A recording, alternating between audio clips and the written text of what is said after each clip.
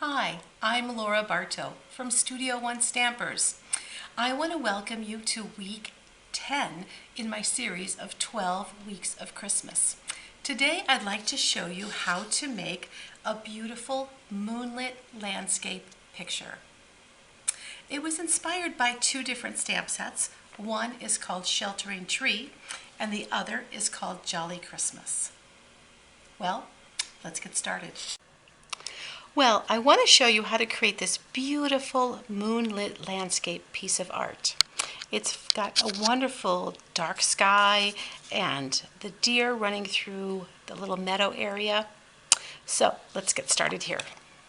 The first thing I need to do, I'm going to bring in some scrap paper, and I have a piece here of 5x7 Whisper White cardstock. And the first thing I want to do is I'm going to stamp my tree. This is from Sheltering Tree, and I'm going to go ahead and stamp that right about here, a little off of center. I'm going to stamp it again on the side here, wanting to keep the trunk off of the frame, and then again here, doing the same thing where just the branches are on the frame. Okay, so there I've got my 3 trees on there. The next thing I want to do is I want to put a mask on. I've taken a post-it note and I've cut a circle with my 1 3/4 inch punch, and I cut it up here so that there'd be a little bit of the sticky part of the post-it note that would hold my circle in place. And I'm going to position that right over top of my tree. I'm going to start by doing the sky, and the sky is going to be done with basic gray, so I'm going to start with my basic gray sponging and just kind of adding little bits of sponging. I'm going to try to move really fast so that you can kind of see how this looks. Alright, so there's enough basic gray in my sponge.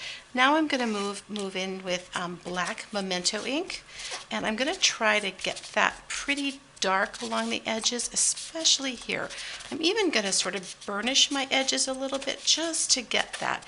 You see how that softness of the sky area really comes to play. But I really want it dark, dark, dark up in these corners and along this side. Okay, there we go. That's enough of the sky. Now the next thing to do is I want to put in the landscape, and I'm going to stamp that. This is a piece that is the, I don't know, I call it the grass perhaps, and I'm going to put that in Old Olive, and then I'm going to stamp over and over and over again in Old Olive, and then stamp off a bunch.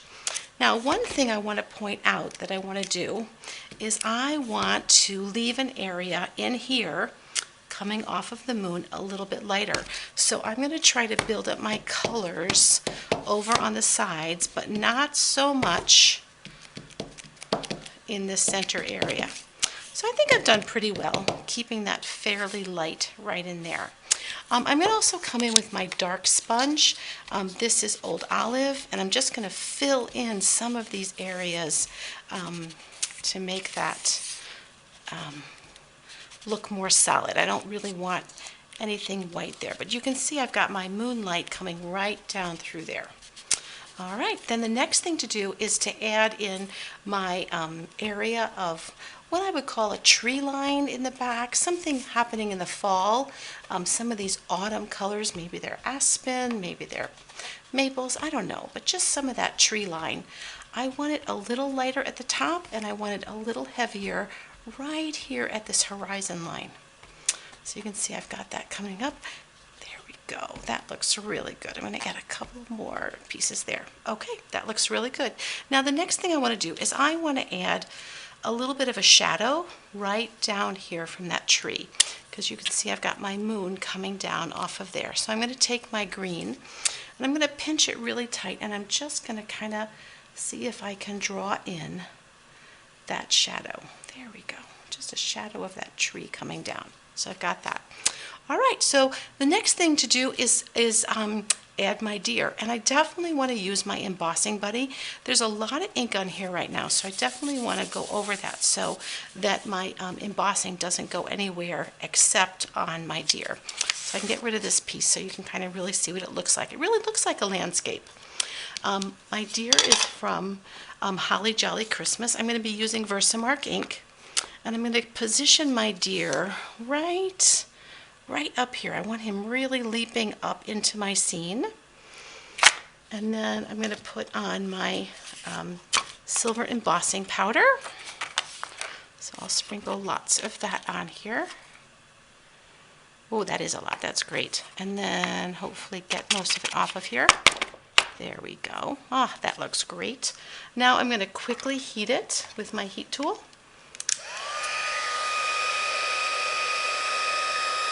Hopefully you can see it change.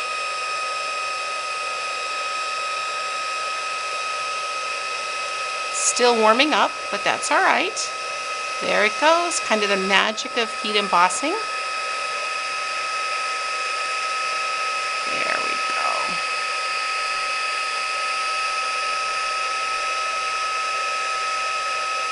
Ah, that looks great. All right, the next thing I'm going to do is I've already taken my bird builder punch, it's this one, and used this leaf, and I used it so many times that I was able to actually create a little bush. And so I'm going to take the dimensionals off of here. So I've got that created, and I'm going to have that in just a hair from the edge because I know my frame is going to take up about 1/4 of an inch all the way around. So I've got that one.